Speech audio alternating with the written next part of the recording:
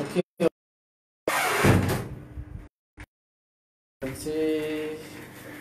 ó ní ìbẹ̀rẹ̀ àtòpin gbogbo nǹkan. Òun nìkan náà sì ni ò ní bẹ̀rẹ̀. Ọlọ́run tó tọ́jú àṣírí sára gbogbo nǹkan. Tọ́jú àṣírí náà. Ó fún àṣírí náà ní kọ́kọ́rọ́. Ìyìn àtògo ló yẹ o. Ọlọ́run tí ó gbé ètò yìí kalẹ̀ sínú ayé. Ọlọ́run tó gbé ètò yìí kalẹ̀ sínú ayé. Òun nìkan náà lọ́ba tí ìyìn àti ọpẹ́ yẹ. Bá a ṣe ń kí Ọlọ́run, bẹ́ẹ̀ là ń wọlé láti kí gbogbo olólùfẹ́ Message of Life. Nítorí pé ó sábà máa ń pọ̀ lẹ́nu mi tí mo máa ń sọ ní gbogbo ìgbà wípé a lè rí èèyàn kan tó mọ nǹkan ṣe kódà kó mọ̀ ọ́ ṣe ju àwọn tí wọ́n mọ̀ ọ́ ṣe lọ. Táyé ò bá tẹ́wọ́ gba ohun tó ń ṣe yẹn useless. Ohun tó ń ṣe ò buyì, kò níyì tó. Ìyẹn la fi máa ń kí gbogbo ẹ̀yin olólùfẹ́ Message of Life. Ẹ̀yin tó yá sí pé tá a bá ti wọlé, tá a ti bọ́ sórí afẹ́fẹ́, ẹ ti mú oníṣẹ́, ẹ dẹ̀ ti mú lẹ́tọ̀ọ́ yín láti máa share Message of Life. Ẹ̀yin tẹ́ ń click like lórí program yìí. Ẹ̀yin tẹ́ ń love program náà. Ọlọ́run aláàánú á túbọ̀ máa fẹ́ràn yín púpọ̀ sí i. Á túbọ̀ máa dúró tì yín, á túbọ̀ máa wà pẹ̀lú yín, á túbọ̀ máa fi yín lọ́kàn balẹ̀. Ẹ ní dààmú nínú ayé. Gẹ́gẹ́ bí mo ṣe máa ń ṣàlàyé, Message of Life ètò tá a mú wá sínú ayé láti máa mú àwọn nǹkan tuntun àti àwọn nǹkan tí a mọ̀ nínú ayé tó jẹ́ pàtàkì fún wa ṣùgbọ́n tí a ò lákàkún ẹ̀. Látara ohun tó ń jẹ́ kádàrá àti ohun tó ń jẹ́ àyànmọ́. Gbogbo ẹ̀yin tẹ́ ń drop message, gbogbo yín la kí o. Azeez Tiko, Ọlọ́run á dúró tì yín. Látorí Nasiru Ọlálékan, torí Khalid dẹni, Christopher láti UK, dókè Fúnmiláyọ̀ Wẹ̀mímọ́ Junaid, torí arábìnrin Rúkàyà Ọlátúnbọ̀sún. Látorí gbogbo ẹ̀yin tí a ti drop message, ká má máa fi àsìkò ṣòfò nítorí àwọn àlàyé tí a fẹ́ ṣe. Tẹ́ bá ṣàkíyèsí, ẹ rí pé àwọn àlàyé wa lọ́sẹ̀ọ̀sẹ̀, ìgbà tí a ní lórí ètò yìí kì í sábà tó wa láti ṣe àwọn àlàyé tí a fẹ́ ṣe. Ṣùgbọ́n gẹ́gẹ́ bí ètò, à ń gbìyànjú láti manage àwọn àsìkò náà pẹ̀lú ètò wa tí à ń ṣe. Lénìí, à tẹ̀síwájú láti ṣàlàyé ohun tí à ń pè ní pípàtẹ́wọ́. Ẹ rí pé tọ́pìkì prógámù alálẹ̀ yìí àtẹ́wọ́ ni. A dẹ̀ ti sẹ́ndì nǹkan kan sórí péjì yìí tẹ́lẹ̀ láti lè fi àpẹẹrẹ hàn wípé ibi tá à ń lọ lénìí òun nìyẹn. Àwọn èèyàn ti wá ń béèrè púpọ̀ pé kí ló ń jẹ́ àtẹ́wọ́. Ǹjẹ́ àtẹ́wọ́ náà tún ní í ṣe pẹ̀lú ìgbésí ayé wa? Mo dára láti sọ fún wa pé gbogbo ohun tá a bá ti rí nínú ayé, gbogbo ohun tó bá ṣẹlẹ̀ láyé ló ní purpose tó fi ṣẹlẹ̀. Gbogbo ohun tó bá ti ní purpose tó fi ṣẹlẹ̀, ẹni agbọ́ àwọn nǹkan ẹ̀. Ẹ má bínú pẹ̀lú bí iná wa ṣe ń ṣe ségesège. Ẹ̀yin náà mọ̀ ló tá a wà. So àwọn nǹkan tó bá ti ní ṣe pẹ̀lú nature, ìyẹn ló fà á tó yá sí pé tí wọ́n bá sọ wípé lágbájá ó yá gba ọṣẹ yìí kó o fi wẹ̀, tó bá wá ń béèrè pé ẹjọ́ ṣé mo lè máa fi kọ̀ọ̀kan tí mo fi ń wẹ̀ lé nẹ́ẹ̀tì ẹ̀ ṣé mo lè máa fi wẹ̀ wọ́n á ní no, nature ló gbọ́dọ̀ lò. Èyí tí wọ́n yọ lára igi torí pé direct contact ló máa ní pẹ̀lú nature tó bá fẹ́ kéré àjò ẹ̀yà. Sórí ìtọ́yọ lára igi tó tí ì change ẹ̀ sí nǹkan míì, òun ló máa lò pẹ̀lú tí ò fẹ́ ṣe torí pé ọmọ nature lọmọ èèyàn. Ló fà tó gbogbo tó lè survive ìgbésí ayé ọmọ èèyàn nature ni. Tí a bá fẹ́ ṣàlàyé nípa àtẹ́wọ́, àwọn kankan wà bẹ́ẹ̀ tí mo fẹ́ kí a ṣàkíyèsí. Nítorí pé a ti ṣàlàyé ọ̀pọ̀lọpọ̀ nǹkan nípa àdúà ṣíṣe àti agbára tó wà lára àdúà. Tá bá wo àwọn ilé ìjọsìn kan, a rí wípé láti enhance àdúà tí wọ́n ṣe, kí wọ́n fún lágbára, wọ́n wá fi àtẹ́wọ́ kún. Kí ló wá ń jẹ́ àtẹ́wọ́? Àti pé ibo làtẹ́wọ́ ti bẹ̀rẹ̀?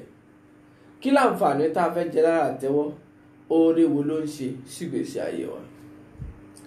Tá a bá gbàgbé wípé nínú àwọn tí a máa ń ṣàlàyé ni wípé message of life a kàn wá sórí afẹ́fẹ́ láti máa wá wo kádàrá fáwọn èèyàn nìkan. Ìta jókòó sórí afẹ́fẹ́ fún òun ni láti jíìrere àwọn nǹkan tí ọmọ èèyàn nílò láti mọ̀ kí ìgbésí ayé ò lè rọrùn. Tá a bá dọ́dọ̀ dókítà tó bá fún wa lóògùn, tá a bá padà sídìí ibi tí wọ́n ti ṣògùn yẹn, a rí pé kẹ́míkà ni. Tá a bá padà sí ìpìlẹ̀ kẹ́míkà yẹn, a rí wípé nature kan, omi ni, ewé ni, àbí tí wọ́n extract lára igi, àbí tí wọ́n fún lára ewé, wọ́n á pa gbogbo ẹ̀ papọ̀, àbí tí wọ́n fún bí alátara oyin, wọ́n á pa gbogbo ẹ̀ papọ̀, wọ́n á sọ di oògùn. That is, gbogbo nǹkan padà sí ìpìlẹ̀. Ṣùgbọ́n tó bá ti di oògùn, ó ti jìnnà réré sí ìpìlẹ̀. So ẹ lè fi bóyá fẹ́ ṣiṣẹ́ wé contact wa pẹ̀lú ìpìlẹ̀ gangan. Ẹni tí mò ń try láti ṣàlàyé lálẹ́ yìí, òun ni wípé gbogbo ohun tá a fẹ́ jẹ́ àbí tá a fẹ́ lò ni wọ́n ti tọ́jú sínú àgọ́ ara wa. Báwo la ṣe fẹ́ lò lọ́mọ èèyàn need láti mọ̀ ohun tí message of life jókòó sórí afẹ́fẹ́ fún ni. Pé báwo la ṣe fẹ́ lo àwọn àdámọ́ tiwa yìí tó wúlò fún wa kó lè jẹ́ àǹfààní fún wa. Tá a bá wo kékeré ọmọ, pípàtẹ́wọ́ nǹkan kan ni tí wọn kì í kọ́ ọmọ kó tó ṣe. Tí ọmọ bá kọ́kọ́ bẹ̀rẹ̀, torí pé nígbà tí ọ̀rọ̀ sísọ fẹ́ bẹ̀rẹ̀, ọ̀rọ̀ sísọ bẹ̀rẹ̀ kì í ṣe kò bẹ̀rẹ̀ láti bí ẹnu, ó bẹ̀rẹ̀ láti àpèjúwe. Ká máa fi nǹkan ṣàpèjúwe, ìtọ́ka nǹkan. Ṣó ti yé? Tí n bá ṣe báyìí, o ti mọ̀ pé mò ń sọ fún ẹ pé màá mú ẹ. Ẹ wá rí i pé èyí tó fà á tí wọ́n fi tètè detect báwo ló fẹ́ communicate pẹ̀lú odi nìyẹn. Ọwọ́ àti kí wọ́n demonstrate ìpìlẹ̀ ọ̀rọ̀ sísọ gangan nìyẹn, kọ́rọ̀ tó máa jáde látẹnu.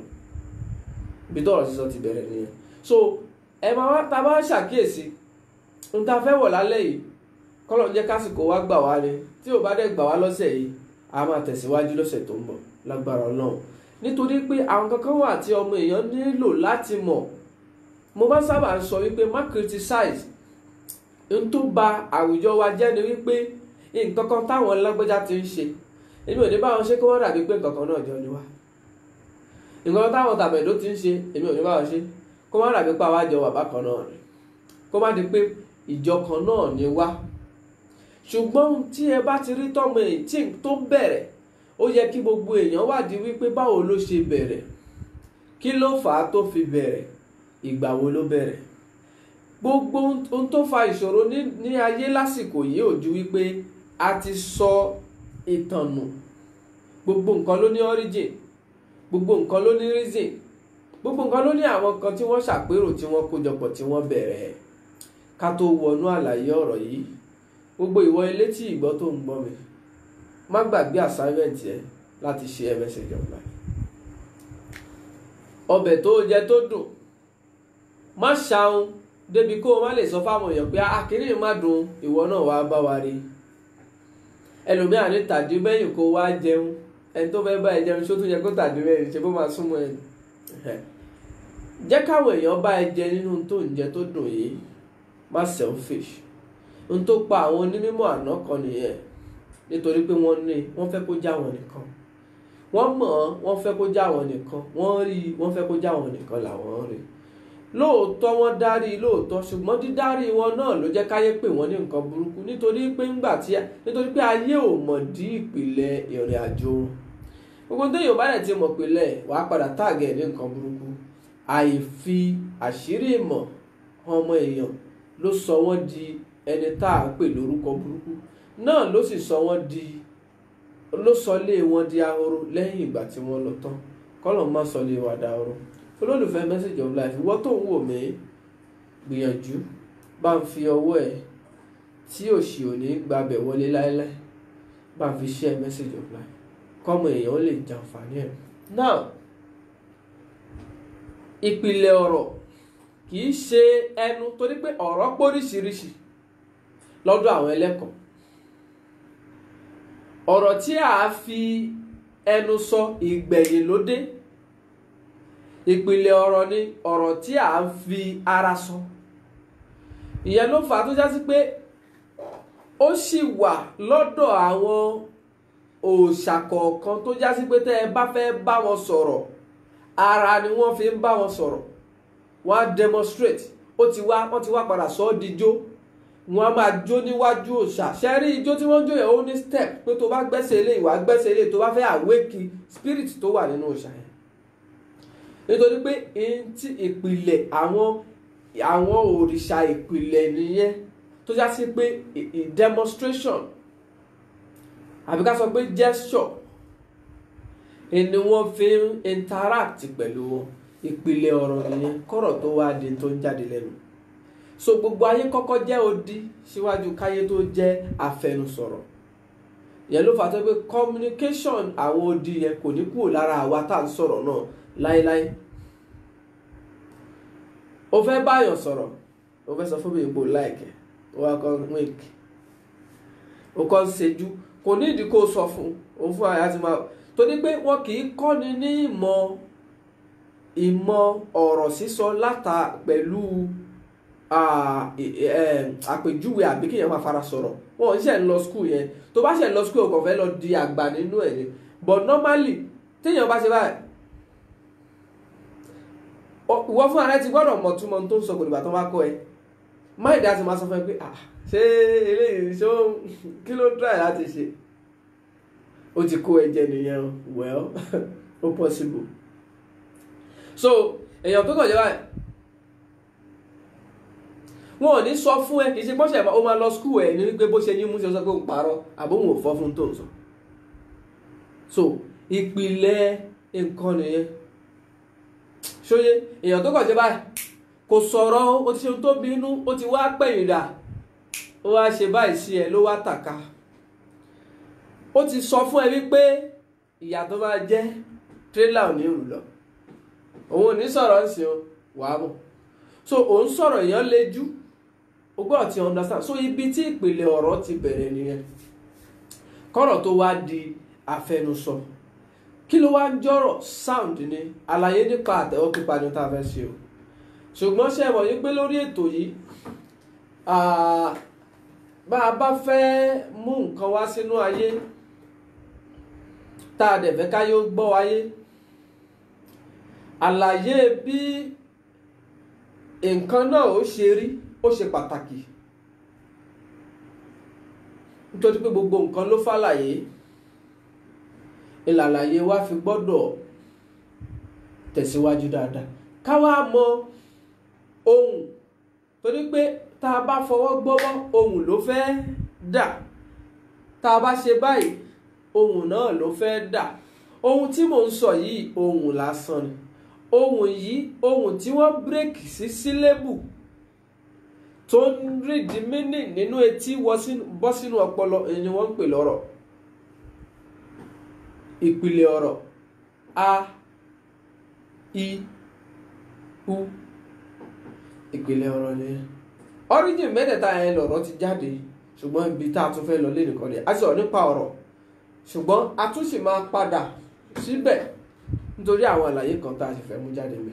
A sọ̀rọ̀ nípa ọ̀rọ̀ níbi àṣẹ àti níbi agbára níbi tá a sọ̀rọ̀ lọ ṣùgbọ́n nípa ọ̀rọ̀ pé báwo ló ṣe bẹ̀rẹ̀ Ọlọ́run á mú wa débẹ̀. So àlàyé tá a fẹ́ ṣe ń bì báyìí ó pọ̀ púpọ̀ kọjá ìràwọ̀ kan ló kàn forí gbà kan so ṣùgbọ́n lágbára Ọlọ́run á tún tẹ̀síwájú. Ẹni tó bá fẹ́ tún gbọ́rọ̀ nípa àlàyé tá a ṣe nípa ọ̀rọ̀ kó tẹ̀síwájú láti wo àwọn previous lectures tá a ti ṣe yẹn á rí àlàyé nípa ọ̀rọ̀. A sì máa ṣàlàyé nípa upcoming program wa tí à ń retí lọ́jọ́ Sunday lágbára Ọlọ́run nígbà tá a bá ti parí ètò. Báwo ló ṣe máa lọ, kí ni tí ètò tí ó wà nílẹ̀ fún ọ̀nà wo la máa gbà lórí ẹ̀ a máa ṣàlàyé ẹ̀ lágbára Ọlọ́run nígbà tá a bá bá ètò náà délẹ̀. So ibi tí ọ̀rọ̀ ti bẹ̀rẹ̀ nìyẹn. Ọ̀rọ̀ bẹ̀rẹ̀ láti bí a kì í kọ́ ọmọ kó tó mọ̀. Èèyàn tó ń jó o ti gbọ́dọ̀ mọ̀ pé àpẹẹrẹ ìdùnnú nìyẹn kò dìgbà tó bá sọ fún ẹ. Èèyàn lejú àbò ń sunkún ọ̀rọ̀ kan ti pronounce ó ti ní ìtumọ̀ nínú làákàyè ṣùgbọ́n kì í ṣọ̀rọ̀ tó ní ṣe pẹ̀lú ohùn. Ọ̀rọ̀ tó ní ṣe pẹ̀lú ohùn ló ń tẹnu jáde, gbogbo ara ló ń sọ̀rọ̀. Excuse me. So ká wá padà sí ìdí àtẹ́wọ́. Ṣé rí ní ara ọwọ́ wa yìí ohun tó wà ń bẹ̀ ó mà pọ̀ lára àtẹ́lẹwọ́ wa yìí. Ẹ jẹ́ á kọ́kọ́ gbé ọ̀rọ̀ ìlà ọwọ́ sẹ́gbẹ̀ẹ́ kan náà odidi kéèsì ọ̀tọ̀ ló nítorí pé gbé ọ̀rọ̀ ìlà ọwọ́ sẹ́gbẹ̀ẹ́ kan tí mo mì òun ni pé kákọ́ gbé ọ̀rọ̀ pé a fẹ́ sọ̀rọ̀ nípa mímọ̀ wípé a fẹ́ rídi ìlà ọwọ́ ẹ jẹ́ á kọ́ gbé sẹ́gbẹ̀ẹ́ kan. Ẹ jẹ́ á kọ́ sọ̀rọ̀ nípa báwo ni ìlà ọwọ́ gan ṣe débẹ̀. Àtẹ́wọ́ pípa la fẹ́ sọ ṣùgbọ́n tó ní ṣe pẹ̀lú ọwọ́ ni la fẹ́ kọ́ ṣàlàyé. Tá a bá dẹ̀ sọ̀rọ̀ ọwọ́ tó bá gbára wọn á di ohùn ló ń gbé wa lọ síbi ohùn ló ń gbé wa lọ síbi ìlà ọwọ́ ká tó wá bọ́ sórí báwo ni àtẹ́wọ́ pípa ṣe bẹ̀rẹ̀, kí nìdí tàtẹ́wọ́ pípa fi bẹ̀rẹ̀, ìjó wúlò nídìí spiritual growth ọmọ èèyàn, ìjó wúlò níbi ìjẹ́ èèyàn ọmọ èèyàn láwọn àyè tí à ń lọ nìyẹn. So tá a bá wo ọwọ́ wa yìí ẹni tó wà lára ẹ̀ pọ̀ púpọ̀ kọjá tí a lè ṣàlàyé lẹ́ẹ̀kan ṣoṣo. Mímọ̀ tó wà lára ọwọ́ pọ̀ ṣùgbọ́n ṣe rí pé ó ní lane wọ́n tún dá ara àka yàrá mẹ́ta ló wà ńbẹ̀ ìka kọ̀ọ̀kan yàrá mẹ́ta mẹ́ta ló wà ńbẹ̀.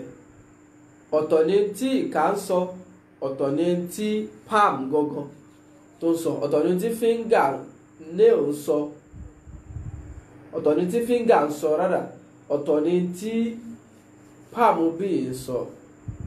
So case ọ̀tọ̀ọ̀tọ̀ ni wọ́n treat, ìyẹn kọ́ la fẹ́ sọ ọ̀rọ̀ nípa ẹ̀. Ṣùgbọ́n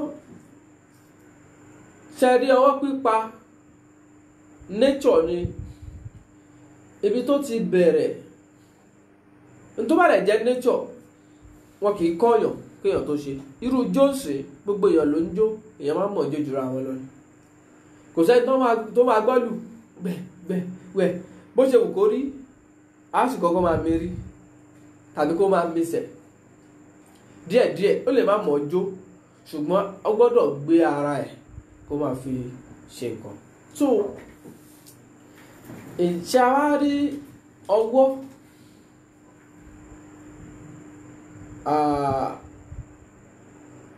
ohun tó wà nínú ọwọ́ níbi ìjẹ́ èèyàn ó ń sọ̀rọ̀ lára ọmọ kékeré, ọmọ tàbí tá a ṣẹ̀ṣẹ̀ bí. Èèyàn akẹ́kọ̀ọ́ ohun tó ń jẹ́ àṣírí ọwọ́ pípa, àtẹ́lẹwọ́ àti sound tó fẹ́ mẹ́kì lára ọmọ kékeré. tá a bá ṣàkíyèsí a rí i pé nǹkan àkọ́kọ́ tó mọ kékeré má kọ́kọ́ ń gbọ́njú láti ṣe òun ni kó pàtẹ́wọ́ lẹ́yìn pé ó sunkún nígbà tí òbí bá wá rí i pé ọmọ yìí máa ń pàtẹ́wọ́ bọ̀ díẹ̀díẹ̀ á wá fún òbí náà ní courage, òun náà máa wá ṣe kíni, á máa wá pa wájú ẹ̀ pé kó lè máa ṣe kíni, kó máa pa àtẹ́wọ́. Ṣùgbọ́n ìṣesí ọmọdé ni kó pàtẹ́wọ́ nítorí pé àdámọ́ ni. Jésù mo sọ pé ẹja fi ìlà ọwọ́ kalẹ̀ náà torí pé lọ́dọ̀ àwọn onímọ̀ ìlà ọwọ́ yìí ò bá ọmọ wáyé. Ìlà ọwọ́ ò bá ọmọ wáyé. So ìlà ọwọ́ á ṣẹ̀ṣẹ̀ máa kóra jọ láàárín wákàtí kan lẹ́yìn tọ́mọ bá dáyé. Wọ́n pé ẹbí ọmọ immediately ẹ lọ wà tẹ́lẹ̀wọ́ ẹ̀ kò ní sílà kankan mọ́. Ìlà yẹn á ṣẹ̀ṣẹ̀ bẹ̀rẹ̀ sí kọ́ra ẹ̀.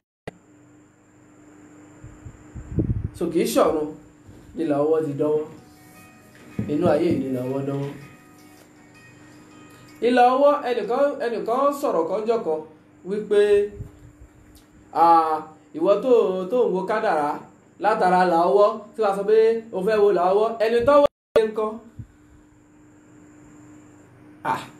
Mo wá fẹ́ni náà lésì pé ìlà ọwọ́ kọ́ ló kọ kádàrá. Bọ́wọ́ èèyàn bá gé kò túmọ̀ sí pé èèyàn yẹn ò ní kádàrá, ṣùgbọ́n ìlà ọwọ́ yẹn kàn fẹ́ jẹ́ gateway láti ríran rí kádàrá.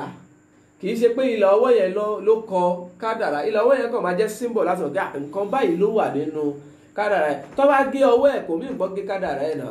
Bọ́ọ̀ bá tàtẹ́lẹwọ́ rí wọ́n á ti bò mí rí. So àìmọye ni tó wà lábẹ́ pé èèyàn fẹ́ rìnrìn àjò pé mo fẹ́ mọ̀ nípa èèyàn. Mo máa ń sọ̀rọ̀ kan pé Ọlọ́run ọba tó dá gbogbo wa yìí ò gbọ́dọ̀ gọ̀ débi kó ṣe nǹkan láì nídìí. Gbogbo ẹni tó ń condemn anything mo máa sábà sọ. Ọlọ́run wa yìí ò gbọ́dọ̀ gọ̀ débi kó ṣe nǹkan kan láì nídìí. Kó má nídìí tó fi ṣe. Kó má ní purpose, kó má ní reason. Rárá, Ọlọ́run ò ṣe bẹ́ẹ̀. Ìyẹn ni lọ́wọ́ ìfi ní reason. Látẹ́wọ́ téèyàn ń pa ló fi ní reason. Tá a bá wá ń wo ọmọdé, alátẹ́wọ́ pípa bẹ̀rẹ̀ láti ìgbà tá a ti kéré láti ń pàtẹ́wọ́. Láti ìgbà tá a ti wà ń péléṣe, wọn ò kọ́ wa ní àtẹ́wọ́ pípa tá a fi ń pàtẹ́wọ́. Ṣùgbọ́n nígbà tí àtẹ́wọ́ pípa kọ́kọ́ bẹ̀rẹ̀ tó lákọsílẹ̀, òun ni tó ṣẹ̀ lákọsílẹ̀ pé wọ́n pa àtẹ́wọ́ láti fi pàfọ́ọ̀mù nǹkan kan. Èyí tó lákọsílẹ̀ òun ni 3rd century BC. That is around 300 years before Christ. Síwájú kan tó bí Jésù Kristi. 300 years síwájú kan tó bí Jésù Kristi. Àkọsílẹ̀ àtẹ́wọ́ pípa tó wà. Kí ló wá bí àtẹ́wọ́ pípa? Communication ni wọ́n ń fa àtẹ́wọ́ pípa ṣe.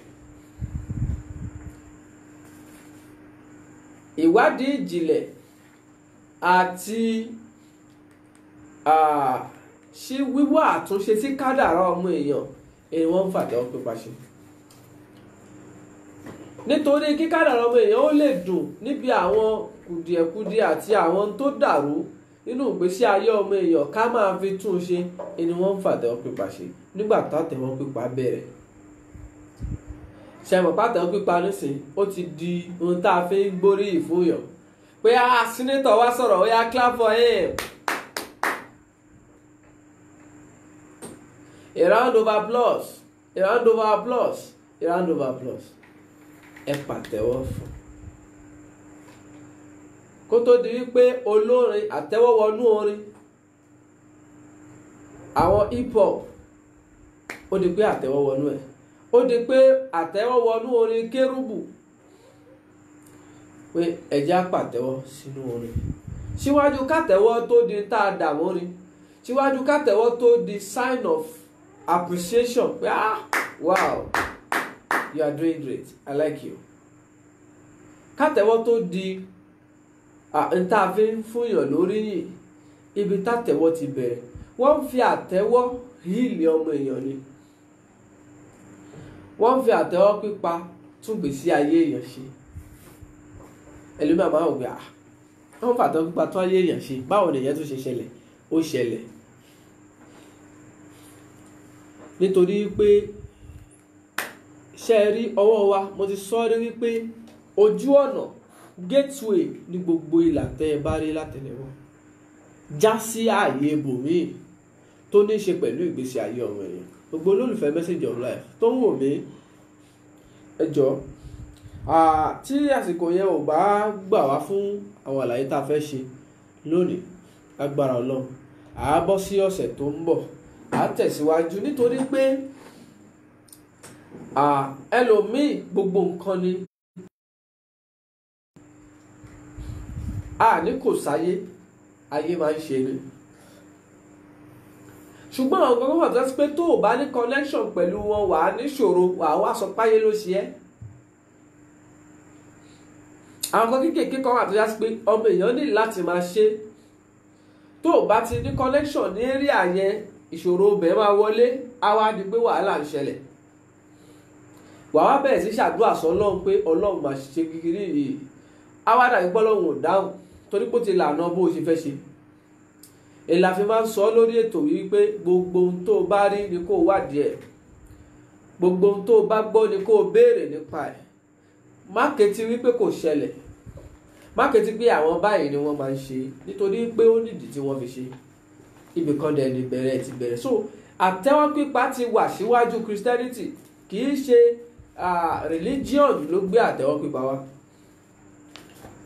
kì í ṣe pé ìgbà tí Jésù dé ìlàyé ṣẹ̀ṣẹ̀ bẹ̀rẹ̀ sí pàtẹ́wọ́, no. ayé ti ń pàtẹ́wọ́ years, hundreds of years before kí ni mo fẹ́ pè, kó tó di pé bíbí Jésù ṣẹlẹ̀ ní ààyè tí a ń pè ní Bethlehem. so ìyẹn ló fà á pé tá a bá ń sọ fún yàn níjọ́ mi pé ohun tó lè yí ilé ẹnu problem tó ní kó máa lọ pàtẹ́wọ́ ni àwọn ògbésí kò kúkú bọ́ sí ṣọ́ọ̀ṣì. àìmọye nǹkan ni ò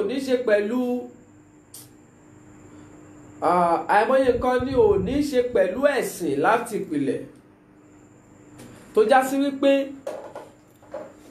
nítorí pé ẹ̀sìn Ọlọ́run ni,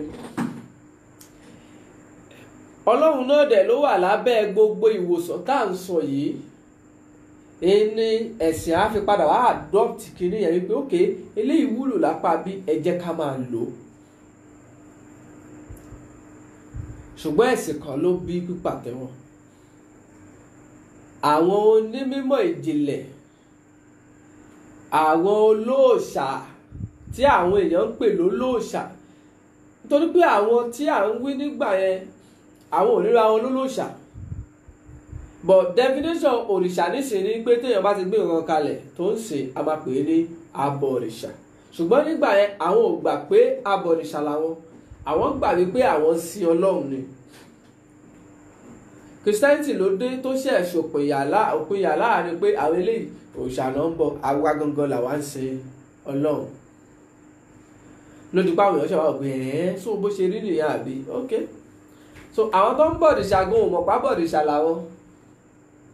gẹ́gẹ́ bó ìjà sí pé ìtàn gbogbo àwọn alágbára ayé wọn kì í sábà mọ̀ pa alágbára làwọn, ó dìgbà táyé bá bẹ̀ sí criticize wọn pé ẹ síbẹ̀. ẹlòmíì ò fẹ́ mú kà níṣẹ́, ṣùgbọ́n nígbà táyé kúkú wá pè ní kà ló wà ó pé òkè jẹ́ kúkú wá continue láti ṣèkà yẹn gangan. so now ayé wa bẹ̀rẹ̀ sí pàtẹ́wọ́. tá a bá trace ìtàn àtẹ́wọ́ pípa, lóòótọ́ mo sọ wípé nígbà tí àkọsílẹ̀ ṣẹ̀ṣẹ̀ bẹ̀rẹ̀, òun ní 3rd century ká tó bí Jésù Kristi. tá a bá gbàgbé nígbà tá à ń sọ̀rọ̀ nípa ìtàn ìràwọ̀, a sọ̀rọ̀ nípa 500 years ká tó bí Jésù ni arákùnrin tá à ń pè ní Pythagoras ló ti wá tóun kọ́ àwọn èèyàn ní mímọ̀ táyé pè ní mẹ̀sáyà wọn kó tó di pé Jésù dé. So láàrin àsìkò yẹn sí àsìkò bíbí Jésù ìtàn àwọn onímọ̀ àwọn tí wọ́n mọ̀ nípa ìràwọ̀ pọ̀ tí wọ́n ti wá wọ́n pọ̀. Elijah wá, Paul wá, àwọn tí wọ́n ṣáà ti wá lẹ́yìn ìgbà yẹn wọ́n pọ̀. Joseph wá, Dáfídì wá, wọ́n ti pọ̀ káàkiri kó tó di pé Jésù dé. So in a nutshell ohun tá à ń try láti sọ ni wípé ìtàn pípàtẹ́wọ́ kì í ṣe lórí ẹ̀sìn ló ti bẹ̀rẹ̀. Àwọn táyé ń pè olóòṣà àwọn náà kọ́kọ́ bẹ̀rẹ̀ àtẹ́wọ́ pípa. Eléyìí a máa fúnyàn ní sẹ́ǹsì wípé àwọn wo gan olóòṣà àgbà yẹn kí ló ń ṣe ń gbà yẹn. Àwọn táyé táàgì lólóòṣà nígbà yẹn àwọn ni wọ́n ṣe gbogbo ohun táyé ń jẹ lénìí.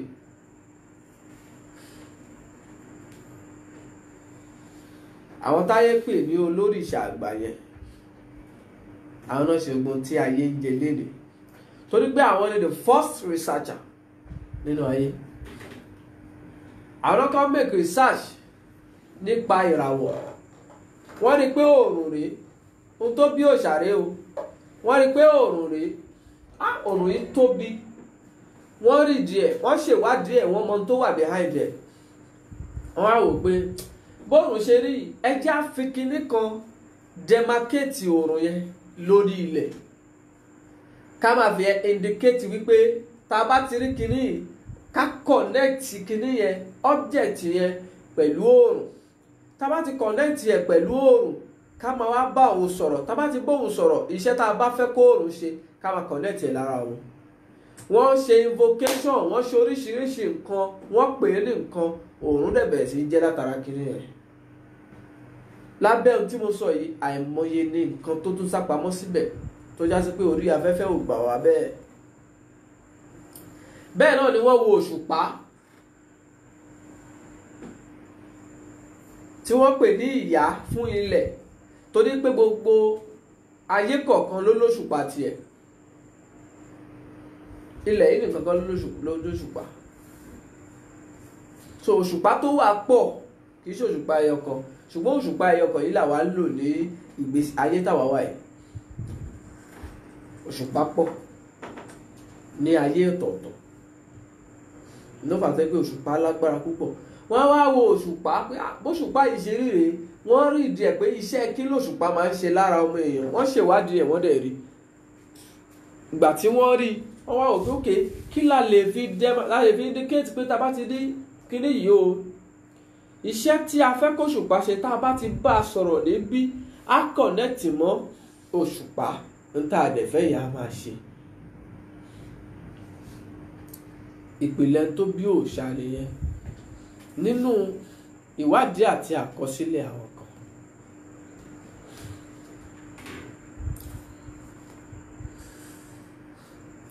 Mo máa sábà sọ lórí ètò yìí pé Message of Life a wá sí orí afẹ́fẹ́ láti dàgbàgbọ́ ẹnikẹ́ni rú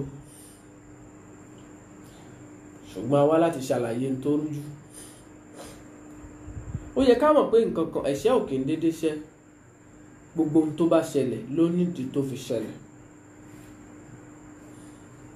Ó ní tó fà á tó fi ṣẹlẹ̀. Àwọn ẹ̀dá kan náà ni wọ́n wà lábẹ́ ẹ̀. Mímọ̀ kan ló máa gáìdì wọn tí wọ́n fi ṣe. Mímọ̀ kan ló máa gáìdì wọn débi pé kí wọ́n dẹ̀ máa connect látara kinní yẹn kó dẹ̀ máa bá ohun tí wọ́n fẹ́ kó dẹ̀ máa ṣẹlẹ̀ bẹ́ẹ̀. Ẹ̀já kọ́ lọ́wọ́n ọba ètò tó ń ṣe gbogbo ẹ̀ létòlétò tó ń dára bó ṣe wù ú. Now tá a bá padà sídìí àtẹ́wọ́ pípa gẹ́gẹ́ bí àlàyé tá à ń ṣe lọ. Gbogbo olólùfẹ́ Message of Life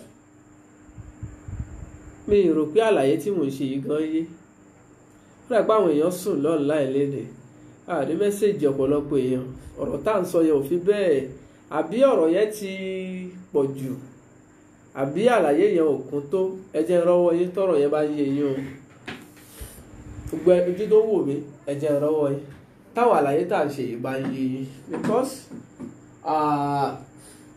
mo máa sábà ń sọ wípé n tá à ń ṣe lórí afẹ́fẹ́ kọjá n tá a gbọ́dọ̀ ṣe ká waste ẹ̀. Ohun tó jẹ wá lógún ni bí àwùjọ wa ò ṣe ní ṣègbè, tá à ní sọ gbogbo ohun tó jẹ́ ẹ̀tọ́ wa tó wúlò fún wa, tá à ní sọ ọ́ nù. La fi máa ń sọ wípé kì í ṣọ̀rọ̀ pa kàn fẹ́ wòràwọ̀ ní tá a wá ṣe mí. Ṣùgbọ́n gbogbo awòràwọ̀ tó bá jẹ́ awòràwọ̀ ó gbọ́dọ̀ ní irinṣẹ́ méjì. Ó gbọ́dọ̀ jẹ́ olóye tó lóye púpọ̀, ó dẹ̀ gbọ́dọ̀ jẹ́ ẹlẹ́kọ̀ọ́ tí yóò máa fi ohun tó bá mọ̀ àti ohun tó bá kọ́ tọ́ ọmọ ènìyàn síwájú.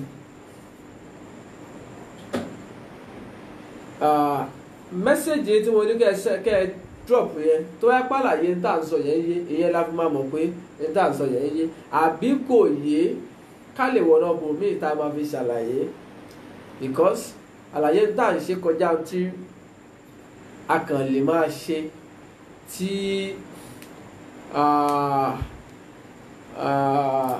táwọn èèyàn ní gbọ́ wáyé.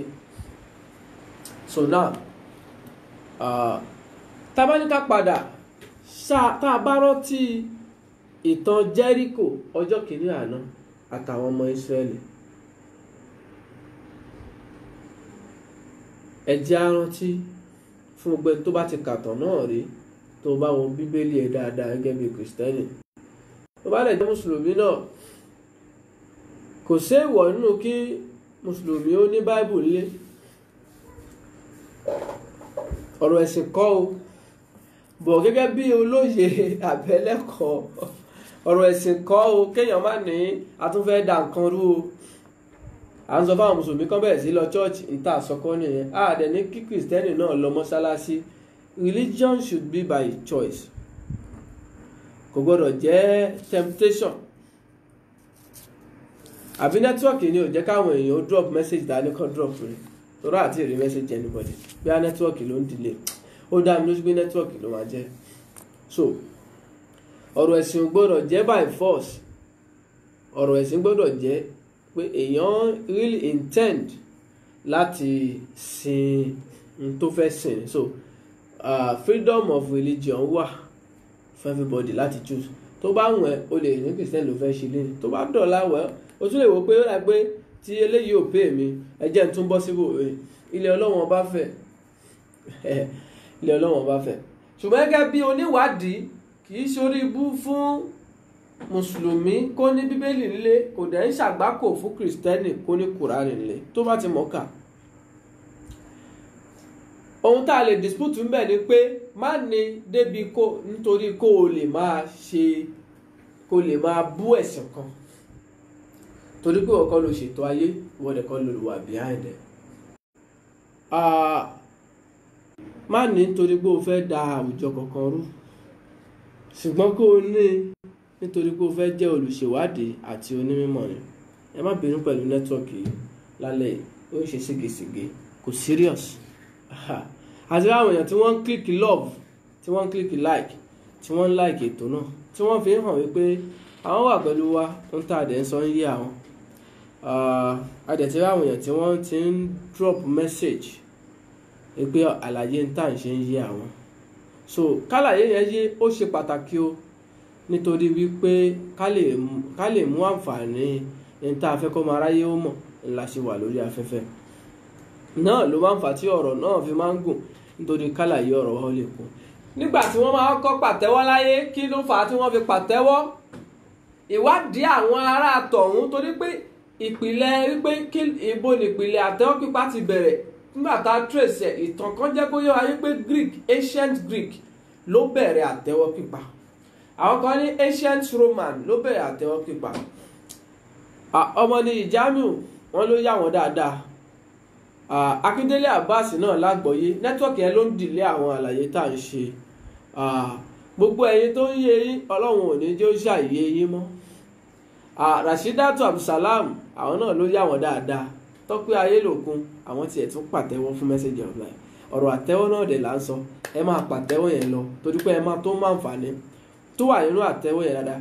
Imam Sherifuddin Ibrahim àwọn náà ló ń yà wọ́n dáadáa, á túbọ̀ máa yé wa sí. So ìwádìí ìjìnlẹ̀ àti ìtàn ó jẹ́ kó yé wa. Mo ṣàlàyé kankan lẹ́ẹ̀kan wípé ìtàn ló sọnù mọ́ èèyàn lọ́wọ́ ló jẹ́ kí ayé ó dàrú débi táyé dàrú yìí. Tó bá di pé èèyàn fẹ́ talẹ̀ abúlé ibì kan á ṣẹ̀ máa lọ wá ìtàn family house wọn nítorí gbó fẹ́ talẹ̀ ẹ̀bẹ̀. Ó yẹ kó o mọ̀tàn yẹn tẹ́lẹ̀ náà. Fúnmiláyọ̀ Wẹ̀mímọ́ Junaid ẹ jẹ́ á máa pàtẹ́wọ́ yẹn lọ. Gbogbo àtàn click love ẹ jẹ́ máa click love lọ. Ìwọ tó ti share page yìí lálẹ́ yìí gbìyànjú láti share kọ́lọ́hún wọn bá kó share èrè wá bá wọn náà. So kí ló wá fà á tí wọ́n fi pàtẹ́wọ́? Nítorí wípé ìṣẹ̀lẹ̀ kan ṣẹlẹ̀ lágbègbè ibi tí àtẹ́wọ́ yẹn ti kọ́kọ́ hold. Gẹ́gẹ́ bí ìtàn tó sọ wípé ààyè ibì kan ní lọ́dọ̀ àwọn ancient Greek làtẹ́wọ́ pípa ti bẹ̀rẹ̀. Lọ́dún náà lọ́jọ́ náà àwùjọ tó bẹ̀rẹ̀ àtẹ́wọ́ pípa wọ́n fi pàfọ́ọ̀mù ritual kan láti lé ẹ̀mí kan, ẹ̀mí òkùnkùn kan láti lé jáde láwùjọ yẹn.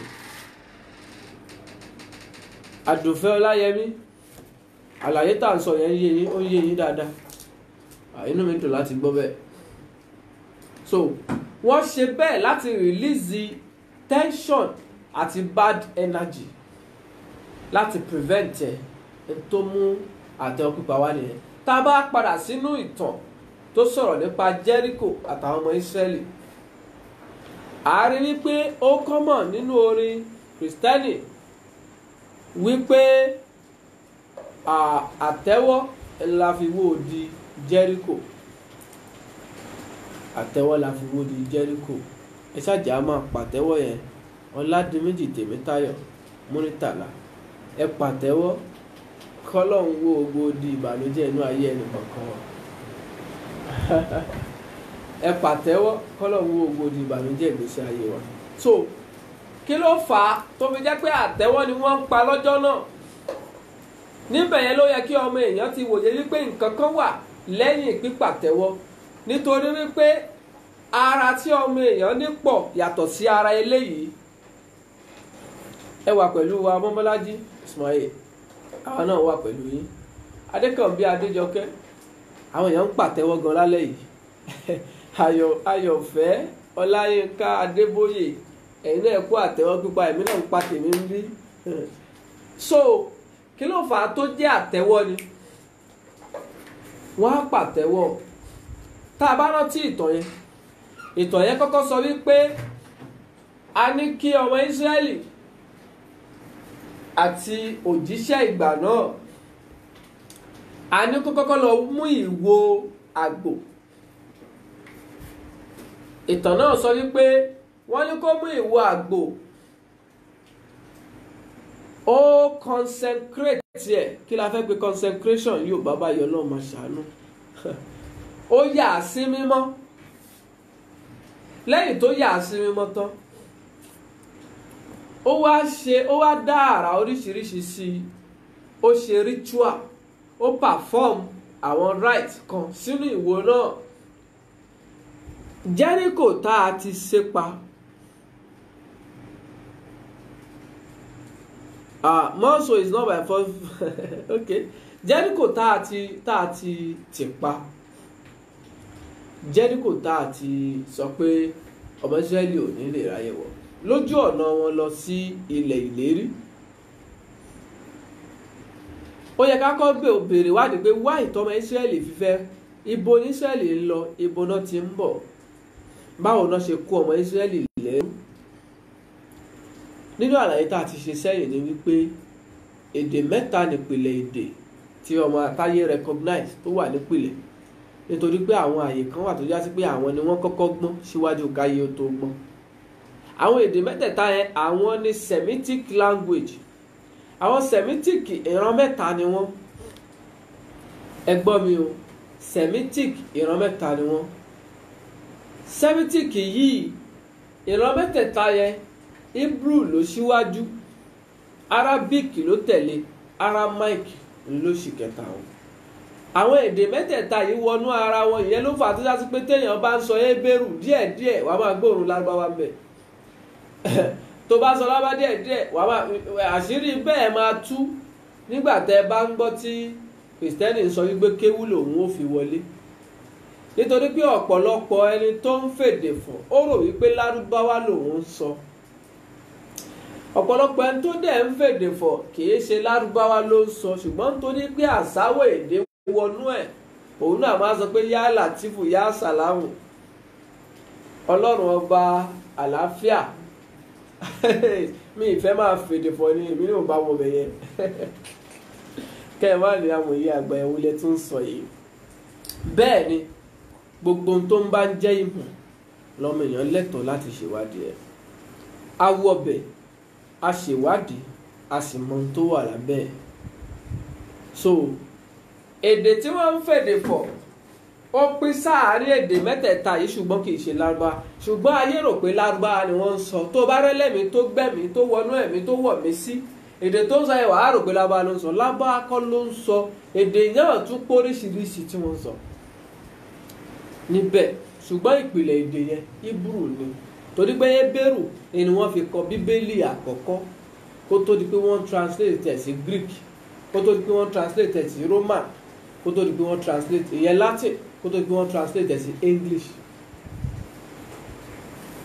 So ìpìlẹ̀ èdè sísọ lọ́dọ̀ Kìrìsìtẹ́nì Hébérù ilẹ̀ tọ́ tó yẹ kí wọ́n máa sọ ńlá àwọn kan ṣe ń sọ, bẹ́ẹ̀ làwọn kan ń sọ Greek. Bẹ́ẹ̀ ni lọ́dọ̀ àwọn pòfẹ́sọ̀ ayé tí wọ́n ṣèwádìí nípa ohun. Àsìkò náà ti ń lọ, ó dẹ̀wùn wá ká ṣàlàyé àwọn àṣírí tó wà lábẹ́ àtẹ́wọ́ pupa. Lágbára Ọlọ́run níbi tá a bá bá dé lọ́sẹ̀ yìí a máa tẹ̀síwájú lọ́sẹ̀ tó ń bọ̀. Àwọn èèyàn ti pàtẹ́wọ́ gan lórí ètò yìí lálẹ́ yìí. Àṣírí wà lábẹ́ gbogbo nǹkan. Ohun tó bá mú tó o lè sọ ọ̀rọ̀ gbólóhùn lásán yìí tó dẹ̀ di àṣẹ, ó yẹ kó o mọ̀ pé o lè pàtẹ́wọ́ kó o dẹ̀ mú nǹkan kan jáde mọ́. Ohun tó dàṣẹ lára ọ̀rọ̀ o ò kúkú mọ̀, ohun tó fẹ́ di nǹkan lára ọwọ́ tó ń pa náà o ò mọ̀ yẹn. Ẹnìkan mo sọ fẹ́ni náà wípé àfi kó o kọ́kọ́ gbàgbọ́ nínú fake kó o tó gbàgbọ́ nínú original, because sometimes fake yẹn gangan lè jẹ́ original kọ́ original yẹn wá padà wá jẹ́ fake. Ó ní lọ́nà o, wọ́n ní gbogbo tó wà láyé yìí pátápátá is fake. Ìpìlẹ̀ ayé àti ìpìlẹ̀ ọmọ èèyàn bẹ̀rẹ̀ látara imagination. Imagination ni bàbá tó bí thought, èrò ló bí ọ̀rọ̀ ló wá bí àṣẹ. Wà kọ́kọ́ ya fíìmù tó fẹ́ sọ lórí ẹ̀ náà, kó kọ́kọ́ imagination yẹn ló convert ara ẹ̀ tó ń di thought tó bọ́ sí mind yẹn tó ń rò. Bó ṣe ń rò yẹn, rírò yẹn ó ní nǹkan kan tó wà ní ọpọlọ wa tí wọ́n fi ń ṣẹ́ ọ̀rọ̀. Ṣé ní tí wọ́n fi ń ṣẹ́ ọ̀rọ̀ yẹn, kákan wo àyẹ̀yẹ díẹ̀, ohun tí wọ́n fi ń ṣẹ́ ọ̀rọ̀ yẹn, organ yẹn tí thought bá ti pọ̀, tí ọkàn wa ti wà full of thoughts, organ yẹn ló máa ṣẹ́ wípé eléyìí ni kó o sọ lẹ́yìn tó bá ti rò, lẹ́yìn eléyìí ló máa tó sọ tẹ̀lé. So lẹ́yìn ọ̀rọ̀ tó ń sọ, ọ̀rọ̀ bọ́dù ọ̀rọ̀ tún pọ̀ lórí ẹ̀. Mẹ́ta làtẹ́wọ́ yìí, adúpẹ́ lọ́dọ̀ Ọlọ́run. So bọ́dù ọ̀rọ̀ tún wà lórí ẹ̀ tí wàá tó fẹ́ tó tẹ̀léra wọn, kí òkú gbọ́dọ̀ jẹ́ gbogbo téèyàn ń rò lèèyàn ń sọ. Bó jẹ́ gbogbo tó rò bó ṣe ń rò wá gbì náà ló ń sọ. Ẹlẹ́nu òrófó ló ń jẹ́ bẹ́ẹ̀, aláìláṣìírí ló ń jẹ́ bẹ́ẹ̀, òpònú èèyàn ló ń jẹ́ bẹ́ẹ̀. Irú ẹni bẹ́ẹ̀ lè tọ́jú àṣírí sí lọ́wọ́ kó lè tọ́jú. So lẹ́yìn náà ẹ̀ẹ̀mejì ní kíní náà máa ń yẹ̀ kú o, tí ò ní báyàn tọ́jú ọ̀rọ̀ tó yẹ kó sọ, tí ò ní báyàn preserve ẹ̀. Nígbà tí inú bá ń bí ẹ jù, wàá rí gbogbo tó bá wá sí ẹ lórí ló bá fẹ́ máa sọ. Tínú bá ń bí èèyàn tó bá tún rántí mi tó bá tínú ẹ̀ bá ti rò tẹ́lẹ̀ àtúnbọ̀tà pé nígbà tí nǹkan báyìí tó ṣẹlẹ̀ gbogbo ohun tó bá ti wá sí lọ́pọlọ ló máa fẹ́ sọ torí pé kíní yẹn ti yẹ̀ kúrò. Ìyẹn ló fà tán máa ń sọ wípé ṣọ́ra sọ̀rọ̀ nígbà tó bá ń bínú. Ẹlẹ́ẹ̀kejì àsìkò tó bá ń yẹ̀ kúrò lásìkò tí inú èèyàn bá dùn jù. A ti yẹ̀ kúrò èèyàn kọ́kọ́ amaze ó ṣe tó expect pé o lè rí 20 years ló wá bẹ̀rẹ̀ sí oríṣiríṣi. Ẹlòmíì ìmùlẹ̀ àfẹnú ṣe ló bá yé ẹ̀jẹ̀ pé fún tó ṣe yìí ìwọ nìkan ni màá fẹ́ nítorí pé oróore lọ́dọ̀ ẹ̀. Ìtorí yẹn kílé tó rọra ẹni pé ó lè rí ìrora ẹni pé òun ò lè rí tẹ́lẹ̀ ló fà á tí rírí yẹn fi wá bayé ẹ̀jẹ̀ jù tó fi ṣìṣọ. Ẹlòmíì tún lè wá kó ṣe ìtọ́jú bẹ́ẹ̀ lọ fún ẹ. Ló fi gbọ́dọ̀ ṣọ́ra fádéhùn ṣùgbọ́n nígbà tí inú èèyàn bá ń dùn jù èèyàn á bẹ̀ sí sọ oríṣiríṣi ọ̀rọ̀ kíní yẹn á ti yẹ̀ kó ń bẹ̀ gbogbo tó bá wá sí ẹ lórí báyìí wá kàn wá sọ ni. Inú ẹ̀ ń dùn náà nígbà tó ń bóbìnrin sùn ló wá bẹ̀ sí oríṣiríṣi ó ti yẹ̀ kúrò lórí ẹ̀ orí ẹ̀ ti dàrú táìmù yẹn àwọn táìmù tó ń sọ orí òwò pé ńgbà yẹn orí òwò ti pé báyìí ohun tó sọ ńgbà tó rí òwò pé yẹn orí ẹ̀ ti pé báyìí bọ̀ ohun tó sọ yẹn ò tọ́ òun ò lọ torí pé ọ̀rọ̀ òkè ń lọ ó máa ń ní ìtọ́jú ọ̀rọ̀ ní save nínú ayé nínú àwòrán. Ṣùgbọ́n àsìkò yẹn ti rìnrìn àjò púpọ̀ ohun wa ká ṣàlàyé àwọn tí à ń bá lọ lórí bátẹ́wọ́ ṣe wúlò torí pé nígbà tí ó di wípé a fẹ́ wó Jẹ́ríkò ìtàn méjì ló wá. Ìtàn kan sọ wípé lẹ́yìn ìgbà tá a fún ìwo àgbò tí wọ́n ṣètò sí tí wọ́n parí gbogbo ètò ẹ̀gẹ́ bọ́lọ́run ṣe ni kí wọ́n ṣe wọ́n fún pẹ̀lú gbogbo àrà tó tún wà lábẹ́ ẹ̀ nítorí pé ìtàn máa ń dí níjọ́ mi ìtàn dẹ̀ máa ń lé. Adékànbí Adéjọkẹ́ Ahmed Ọlárẹ̀wájú ọmọ Bọ́lájí Ismail ẹ ṣàkú ètò láàrin ń bẹ̀ yẹn. Ìtàn yẹn kọ́ sọ wípé nígbà tí a fún ìwo gbogbo tó fẹ́ wó ó wó odi Jẹ́ríkò wó lẹ́yìn tó wó lọ́mọ Ísírẹ́lì wá bẹ̀rẹ̀ sí pa àtẹ́wọ́. Ìtàn kan sọ bẹ́ẹ̀. Ìtàn kan sọ wípé wọ́n ń pa àtẹ́wọ́ at the same time náà ni wọ́n ń wó ni wọ́n ń fún ìwo àtẹ́wọ́ yẹn fún ìwo tí wọ́n ń fún ní agbára ló bi fẹ́ǹsì náà tí wọ́n pè ní odi ni ó bì í wó látara agbára tó wà lára àtẹ́wọ́ pípa. Lọ́jọ́ náà ni níbẹ̀ yẹn ni ìtàn pípa àtẹ́wọ́ ti wọnú ẹ̀sìn Christianity láti máa pàtẹ́wọ́ kódà lọ́dọ̀ mùsùlùmí aláwọ̀ mùsùlùmí tó máa ń pàtẹ́wọ́ tó yá sí pé wọ́n máa ń pa àtẹ́wọ́ pẹ̀lú ọwọ́ wọ́n máa ń pa àtẹ́wọ́ pẹ̀lú àyà àbí ara báyìí akọ torí pé ibi àtẹ́wọ́ pípa ni ìlù lílù ti bẹ̀rẹ̀. La sọ wípé tí èèyàn bá ti lùzì títàn bá ti dàrú ọ̀pọ̀lọpọ̀ nǹkan là ní gẹ̀ẹ́tì. Àtẹ́wọ́ pípa ló kọ́kọ́ bí ìlù kódà àwọn kan gbàgbọ́ wípé ìlù ló bí orin. tóònù ló bẹ̀rẹ̀ orin tóònù dẹ̀ ló bí ìlù ní bàbá orin àwọn kan gbà bẹ́ẹ̀. Ọgọ́dẹ̀ gbà pé orin ni bàbá ìlú ìyẹn ń ṣe problem tiwa problem tiwa ni bí à ń sọ̀rọ̀ nípa àtẹ́wọ́ lọ́wọ́. Wọ́n pa àtẹ́wọ́ ó dídẹ̀ wo kí ló jáde lọ́wọ́ náà tó di tó wó kinní náà kí ló jáde lọ́wọ́ náà tó dàṣẹ àwọn àlàyé tá a máa bọ́ sí lọ́sẹ̀ tó ń bọ̀ yẹn lágbára lọ. Kí làṣírí tó wà lábẹ́ àtẹ́wọ́ pípa yẹn téèyàn fi ń pa tí nǹkan fi ń ṣe tíwọ náà fi nílò láti máa pa. Ǹjẹ́ àtẹ́wọ́ pípa ní í ṣe pẹ̀lú àlàáfíà ẹ? Ǹjẹ́ ó ní í ṣe pẹ̀lú ìjẹ́ yẹn? Ǹjẹ́ ó ní í ṣe pẹ̀lú ọlà ẹ? Pé báwo ló ṣe fẹ́ là tó? Ṣé àtẹ́wọ́ pípa ní í ṣe pẹ̀lú ẹ̀? A máa ṣàlàyé ẹ̀ lágbára Ọlọ́run tó bá dọ̀sẹ̀ tó ń bọ̀. Lágbára Ọlọ́run ẹyẹ bí mo máa ń ṣàdúrà wípé àṣẹ lọ̀rọ̀, ọ̀rọ̀ làṣẹ. Gbogbo ohun tí a bá fẹ́ wí sàṣẹ, tá bá fẹ́ wí kó dàṣẹ, ọ̀rọ̀ náà là ń pè é, òun ló ń dàṣẹ. So mo ṣàdúrà fún gbogbo olólùfẹ́ Message of Life. Anniversary tí a fẹ́ ṣe, tí a celebrate wípé ètò yìí pé ọdún kan, lábẹ́ bẹ́ẹ̀ tí àwọn ọmọ akẹ́kọ̀ọ́ ń jáde níléèwé Aquarius Modern Astrology and Numerology Institute, lábẹ́ bẹ́ẹ̀ tí àwọn tí wọ́n dára sí ètò náà tí wọ́n kún wa lọ́wọ́ tí wọ́n tún máa gbàmì ẹ̀yẹ. Kọ́lọ́hun wọlá àṣẹ tó wà nínú ọ̀rọ̀ kó tó bàbá aṣàánú gbogbo ẹ̀yin olólùfẹ́ Message of Life tó bá mú tí wọ́n ṣépè fún èèyàn tó ṣe bẹ́ẹ̀, ajá sí pé àṣẹ gbọ́dọ̀ wà nínú àdúrà náà, àfi tó bá mọ bó o ṣe fẹ́ gbà á. Ọlọ́run ọba aláàánú jùlọ á dúró ti gbogbo ẹ̀yin olólùfẹ́ Message of Life. Agbára Ọlọ́run á túbọ̀ mú yín tẹ̀síwájú. Á mú amòye àgbà ọmọ yín olólùfẹ́ yín Usman Abíọ́dún Ọlárẹ̀wájú á tún mímí náà tẹ̀síwájú. Agbára Ọlọ́run. So ètò yìí tó ń pé ọdún kan, a ní fi ọdún kan yìí ṣe, a ní fi pàtó aburú.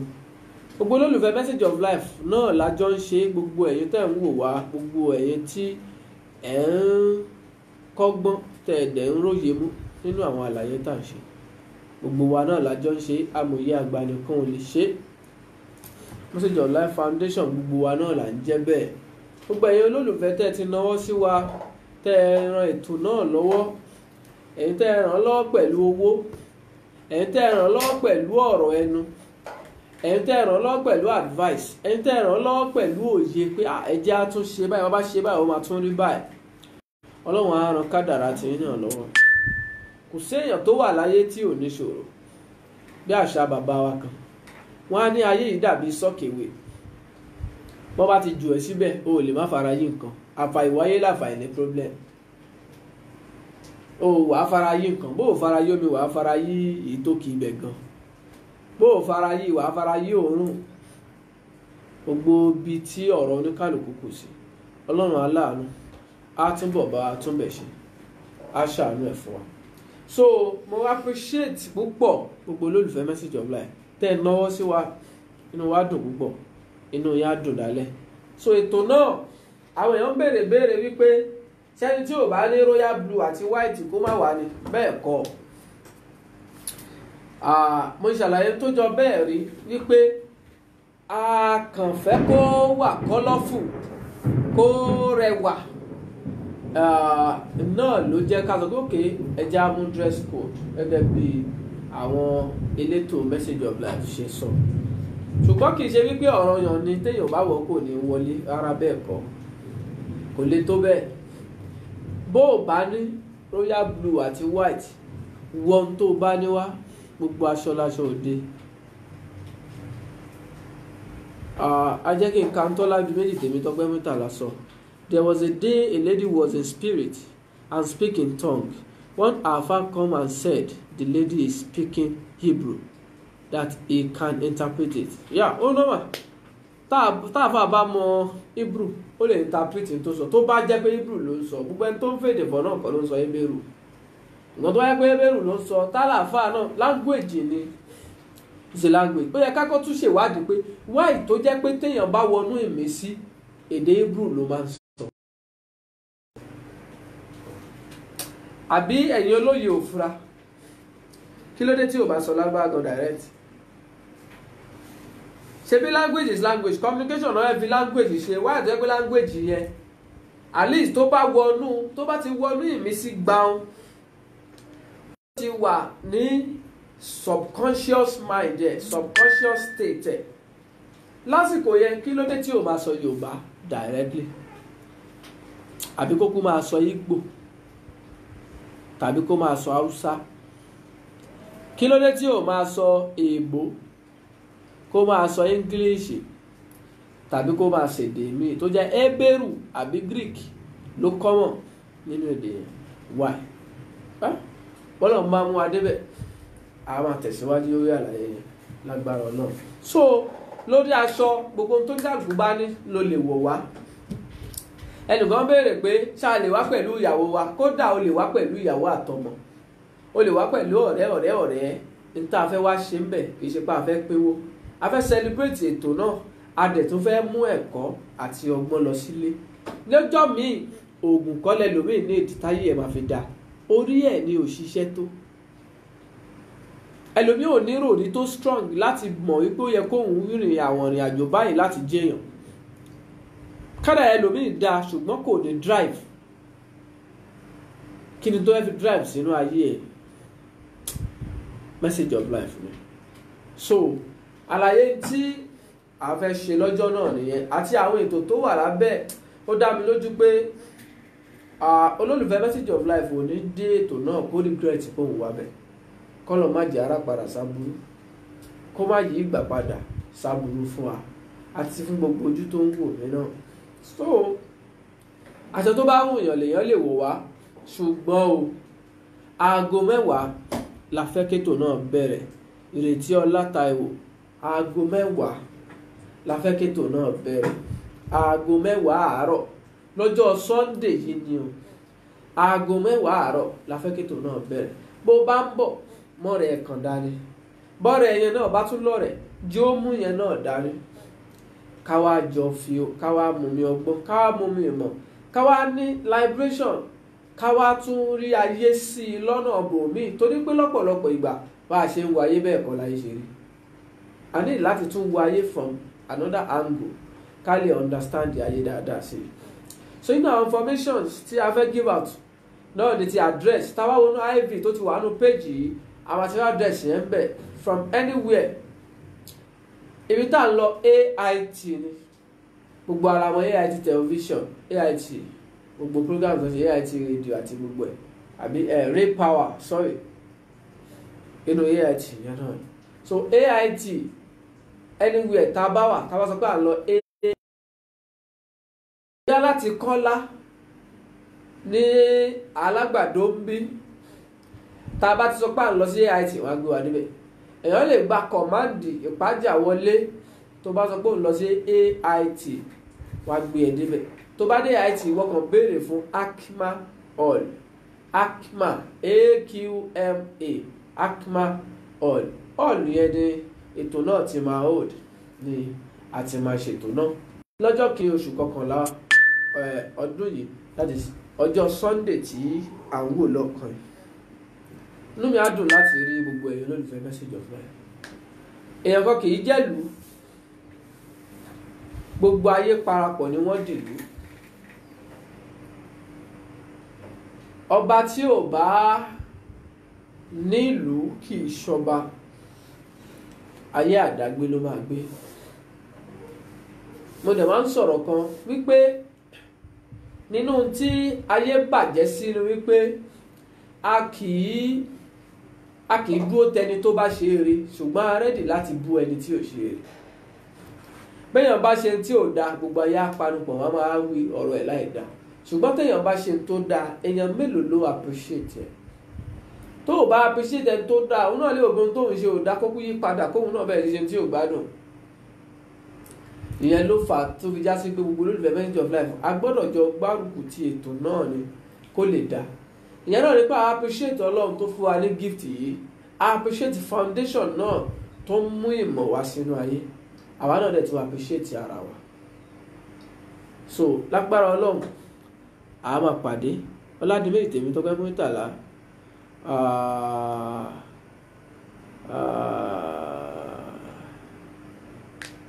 lágbára Ọlọ́run a máa tẹ̀síwájú lórí àlàyé àtẹ́wọ́ pípa, báwo ló ṣe lè fi ṣe ìwòsàn, báwo ló ṣe lè fi ṣe gbàṣàwó lágbára lọ́sẹ̀ tó ń bọ̀. Ṣùgbọ́n àwọn àlàyé tí a bá ní láti mọ̀ a tún lè padà kàn sí wa ní message of life spiritual nọ́mbà tẹ́ máa pè wá sí lẹ́yìn ètò òun ni 08060217997 lẹ́ẹ̀kan sí. Ètò ní 08060217997. Amina Salau ṣe rí ká fẹ́ sọ̀rọ̀ nípa oṣù kò ní lè kó ogun tó wà nínú kádàrá èèyàn tán á ṣàlàyé ìwọ̀nba nípa kádàrá èèyàn. Bẹ́ẹ̀ bá fẹ́ mọ̀ nípa kádàrá ẹ̀ gangan kó kàn sí wa ní Message of Life Spiritual Home tó bá ti ṣàwọn ètò tó yẹ kó ṣe ń bẹ̀ á ṣàlàyé àwọn tó wà nínú kádàrá ẹni náà fún. So bí ìyẹn ṣe jẹ́ yẹn Ọlọ́run á kọ́ wa mọ̀ ṣe. Gbogbo ojú tó ń wò mí ẹ jẹ́ á pàdé lọ́jọ́ Sunday aago 10 àárọ̀. Ètò náà bẹ̀rẹ̀ pẹ̀lú ògo Ọlọ́run. Arábìnrin Ọládìméjì Tèmítáyọ̀ Murtala béèrè wípé ṣẹ̀ṣẹ̀ ni kéèyàn máa ṣèwádìí nípa ìràwọ̀ ẹ̀, kéèyàn máa lọ wo ìràwọ̀ ẹ̀, kéèyàn máa lọ wo àtẹ́lẹwọ́ ṣẹ̀ṣẹ̀ ni. Kí ló kọ́kọ́ ń jẹ́ṣẹ̀ náà? Gbogbo tó bá ń ṣe tó fẹ́ kéèyàn bá ẹ ń bẹ̀ lẹ́ṣẹ̀ lọ́dọ̀ ẹni tó bá gbà bẹ́ẹ̀, nítorí pé oore míì wà téèyàn fẹ́ ṣe tó fojú jọ bí tó dẹ̀ ní fẹ́ kéèyàn bá ẹ ń bẹ̀.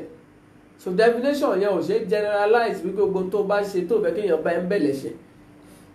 Béèyàn bá ń bọ́yàwó ẹni láṣepọ̀ kì í ṣẹ̀ṣẹ̀ bọ̀ kò ní fẹ́ kéèyàn bá wọn bẹ̀. Àbí bẹ́ẹ̀ kọ́ ni ẹ̀yin ọ̀jọ̀gbọ́n? So torí pé definition ẹ̀ṣẹ̀ ni wípé lọ́dọ̀ àwọn ẹlẹ́kọ̀ọ́ kan definition ẹ̀ṣẹ̀ ni wípé gbogbo ohun tó o bá ń ṣe tó o fẹ́ kéèyàn ó bá ẹ ń bẹ̀ ni wọ́n ń pè ní ẹ̀ṣẹ̀. No bẹ́ẹ̀ kọ́, kì í ṣe gbogbo téèyàn ń ṣe téèyàn fẹ́ kéèyàn bá òun bẹ̀ lẹ́ṣẹ̀. So ṣùgbọ́n ẹ já padà sí abẹ́ ìbéèrè yẹn, ǹjẹ́ kéèyàn wá lọ wòràwọ̀ ẹ̀ṣẹ̀ ni? Kéèyàn wòràwọ̀ ẹ̀ kì í ṣẹ̀ṣẹ̀ níwọ̀n ìgbà tó já sí wípé gbogbo nǹkan ló máa ń nídìí káwádìí nípa ẹ̀.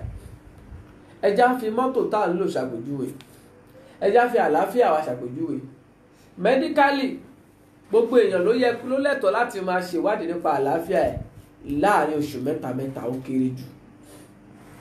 Wàá tún lọ hospital pé ṣé nǹkan kan ò tíì ṣe mí, ṣé ẹ́ńjìn tí mò ń lò yìí ṣé machine yìí ṣì wà òkè. Bẹ́ẹ̀ náà ni béèyàn bá ń lo mọ́tò, téèyàn bá lo mọ́tò kan, àwọn tó wọ́n ń gbé mọ́tò travel káàkiri tó bá dé láti travel kan wọ́n á padà sọ́dọ̀ personal engineer wọn tó máa bá wọn wò pé ṣé nǹkan kan ò tíì ṣe mọ́tò yìí. Bẹ́ẹ̀ gẹ́lẹ́ lọ̀rọ̀ gbèsè ayé ṣe rí. So ó ṣe pàtàkì kéèyàn má máa wá wà láyé bí ẹni tí ò ṣe. Arákùnrin Ọmọbọ́lájí Ismail láti yọjú sí Message of Life Spiritual Home ní next week Tuesday, ẹ pè sórí nọ́mbà yẹn tó bá dọ̀la bí àjò yín bá ṣe máa rí a lè ṣàlàyé fún yín. Àsìkò yẹn ni ó bá ń ṣòjóró díẹ̀díẹ̀. Gbogbo ẹ̀yin tó ń dàbí wípé amòye àgbọ̀ ò fi bẹ́ẹ̀ ní àsìkò láti dáhùn àwọn ìbéèrè yín, ẹ má bínú, àsìkò yẹn ló fà. Ọlọ́run á ràn wá lọ́wọ́, a máa ṣe díẹ̀díẹ̀ náà. So ìbéèrè yẹn ẹ̀tọ́ ni fún gbogbo èèyàn tó bá wà láyé láti mọ̀ nípa ara ẹ̀, láti ṣèwádìí nípa ara ẹ̀. Tó bá lè ṣèwádìí nípa àlàáfíà ẹ̀, o gbọ́dọ̀ ṣèwádìí nípa kádàrá ẹ̀, torí pé àlàáfíà ẹ̀ náà wà lábẹ́ kádàrá. Tó bá lè ṣèwádìí nípa ohun èlò tó ń lò, o gbọ́dọ̀ ṣèwádìí nípa kádàrá ẹ̀. Kì í